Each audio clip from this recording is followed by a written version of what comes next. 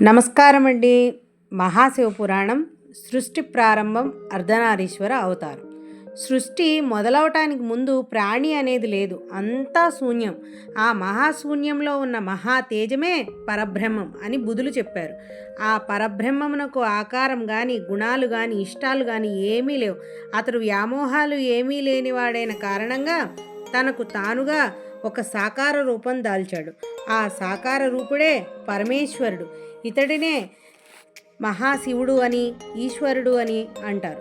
ఆ పరమేశ్వరుడు సృష్టిని ఆరంభించాలి అని తన శరీరంలో అర్ధభాగమును స్త్రీ క్షేత్రంగా సృజించాడు. ఆ పరమేశ్వరుడు ఈ అర్ధభాగమును పరమేశ్వరి అని, అర్ధనారీశ్వరి అని, జగదీశ్వరి అని అంటారు. ఈమెయే పరదేవత అనబడుతుంది. ఈ విధంగా సృష్టి ప్రారంభమైంది. అర్ధనారీశ్వర అవతారం ఏర్పడింది. ఈ పరమేశ్వరుల అవినాభావ సంబంధం పరమేశ్వరుని సంకల్ప మాత్రం చేత అతని వామభాగం నుండి చతుర్భుజములతో పట్టు పీతాంబరములతో నీలమేఘ దేహంతో మహావిష్ణువు అవతరించాడు. ఆ మహాశూన్యంలో అతనికి తనని ఎవరు సృజించారో అర్థం కాలేదు. అప్పుడు విష్ణువుకి ఓంకారనాదం వినిపించింది.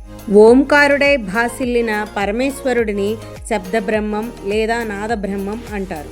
అంతటా ఆకాశవాణి తపహ తపహ అని ప్రబోధించింది.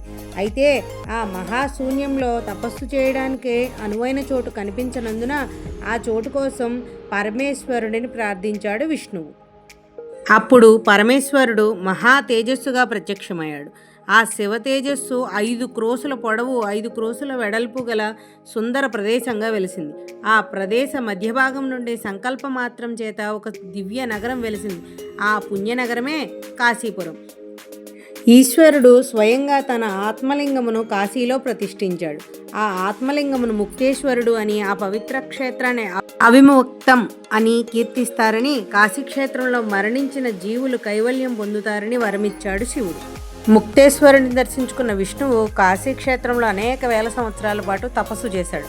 ఆ తపోశక్తి వేడికి అతని దేహాన్నించి జలధారలు పుట్టి క్రమంగా ఆ శూన్య జగత్తంతా జలధారలతో నిండిపోయింది. ఆ జలప్రణయంలో మునిగిన కాశీపురిని తన త్రిశూలంపై నిలిపి కాపాడాడు శివుడు. మహాప్రళయకాలమందు కాశీక్షేత్రమును అలాగే కాపాడుతానని, కాశీక్షేత్రం నాశనం లేనిదని ప్రకటించాడు. అంతటా శివుడి శిరస్సు నుంచి ఒక పూజాపత్రం జారి జలరాశిపై పడగా ఆ వటపత్రం మీద శయనించి యోగనిద్రకు ఉపక్రమించాడు విష్ణు. నారములు అనగా నీళ్లయందు నివసించాడు కాబట్టి నారాయణుడిగా ఖ్యాతిగాంచాడు విష్ణువు. ఈ యోగనిద్రలో ఉన్న నారాయణుని నాభి నుండి ఒక మహాపద్మం ఉద్భవించింది.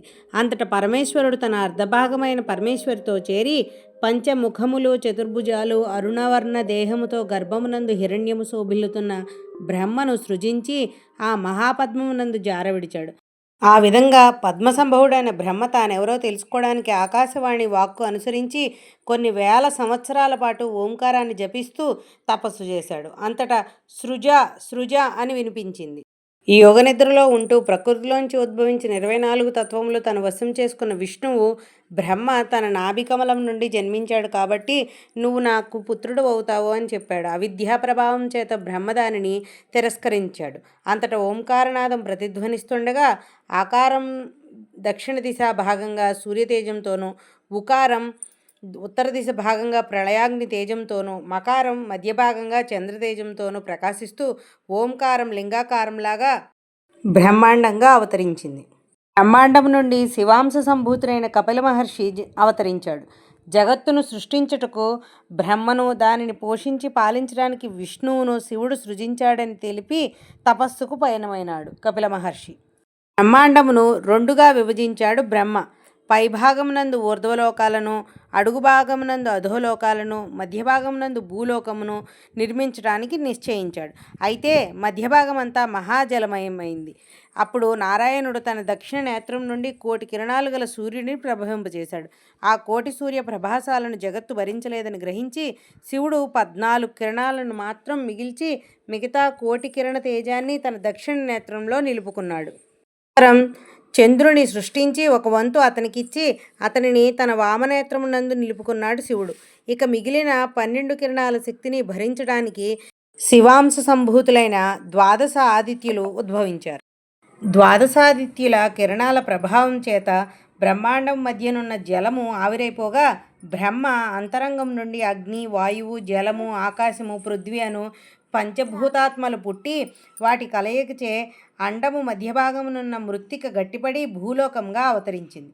అంతటా బ్రహ్మాండం పైభాగమునందున్న గో, స్వర్గ, సత్య, వైకుంఠ, కైలాసాది సువర్లోకాలను, అండము అధోభాగమునందున్న పాతాళ, మత్స్య, గంధర్వాది భువర్లోకాలను నిర్మించిన బ్రహ్మ సృష్టికర్తనైన తానే ఆధిక్యుడిని అంటూ విష్ణువుతో కలహానికి దిగాడు. ఆ కలహం ఆ ఇరువురి మధ్య భీకర పోరుకు దారితీయగా వారిని భయభ్రాంతులను గావిస్తూ పాతాళం నుండి భూమిని చీల్చుకుంటూ మహోగ్ర జ్వాలాస్తంభం ఉద్భవించి ఊర్ధ్వలోకాలను దాటి వ్యాపించింది. ఆ జ్వాలాస్తంభమును గాంచి నివ్వెరపోయారు బ్రహ్మ విష్ణువులు. ఆది అంతములు తెలియరానట్లు ముల్లోకాలను అధిగమించి వ్యాపించి ప్రకాశిస్తున్న ఆ జ్వాలాలింగము మొదలు కనిపెట్టడానికి విష్ణువు శ్వేతవరాహ రూపం దాల్చి భూమిని తొలుచుకుంటూ పాతాళం దాకా వెళ్ళి దాని మొదలు కనిపెట్టలేక వెనుదిరిగాడు. అట్లే హంసరూపం దాల్చిన బ్రహ్మ ఊర్ధ్వలోకాల వైపు 1000 సంవత్సరాల పాటు ప్రయాణం చేసి కూడా ఆ జ్వాలాలింగం శిరోభాగాన్ని కనిపెట్టలేకపోయాడు. అయితే ఆ జ్వాలాలింగం శిరోభాగాన్ని దర్శించి అర్చించి వేలాది సంవత్సరాలుగా ప్రయాణిస్తూ క్రిందకి దిగి వస్తున్న మొగలి పువ్వు, గోమాతలను తనకు అనుకూలంగా అసత్య సాక్ష్యం చెప్పడానికి ఒప్పించాడు బ్రహ్మ. బ్రహ్మ తిరిగి వచ్చి తాను జ్వాలాస్తంభం యొక్క శిరోభాగాన్ని కనిపెట్టినట్లు అబద్ధం చెప్పాడు. మొగలి పువ్వు, గోమాతల చేత అసత్య సాక్ష్యం చెప్పించాడు. విష్ణువు తన ఓటమిని అంగీకరించి బ్రహ్మ ఆధిక్యతను ప్రశంసించాడు. అప్పుడు బ్రహ్మ గర్వంతో విర్రవీగుతూ, అవును, ముల్లోకాలను సృష్టించిన నాకన్నా అధికుడు ఈ జగత్తునందు ఎవడున్నాడు అని హుంకరించాడు.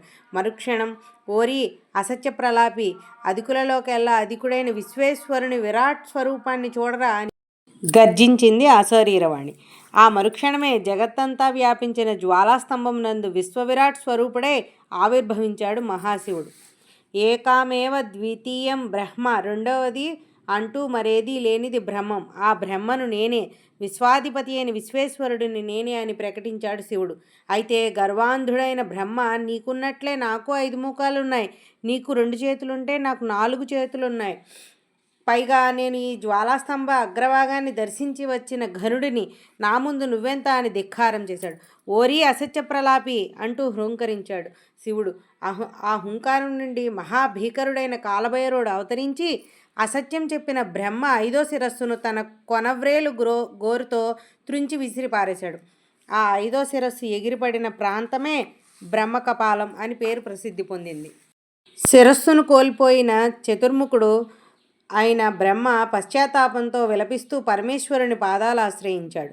శివుడు బ్రహ్మను క్షమించి అతనికి సృష్టి కర్తవ్యమును తిరిగి ప్రసాదించాడు. అసత్య సాక్ష్యములిచ్చిన మొగలి పువ్వు శివపూజకి అనర్హమైన స్త్రీల శిరోజములందు శోభిల్లునట్లుగాను, గోముఖ దర్శనం పాపమైన దాని పృష్ఠభాగ దర్శనం పుణ్యప్రదమవుతుందని వాటికి వరాలిచ్చాడు. బ్రహ్మ శిరస్సు ఖండించిన భైరవుడు ఆ బ్రహ్మహత్యాపాతక నివారణార్థం పుణ్యక్షేత్ర సందర్శనకు వెడలిపోయాడు.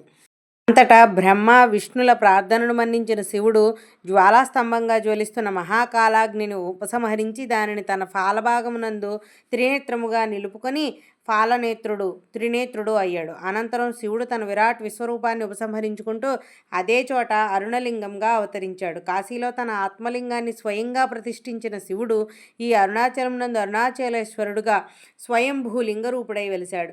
ఆ అరుణాచలేశ్వర లింగం నందు సర్వ జగత్తును దర్శించారు బ్రహ్మ విష్ణులు. లింగమూలమున బ్రహ్మ, మధ్యలో విష్ణువు, ఉపరిభాగమున శివుడు, వారితో పాటు 14 భువనాలు ఆ లింగమునందే కనిపించాయి.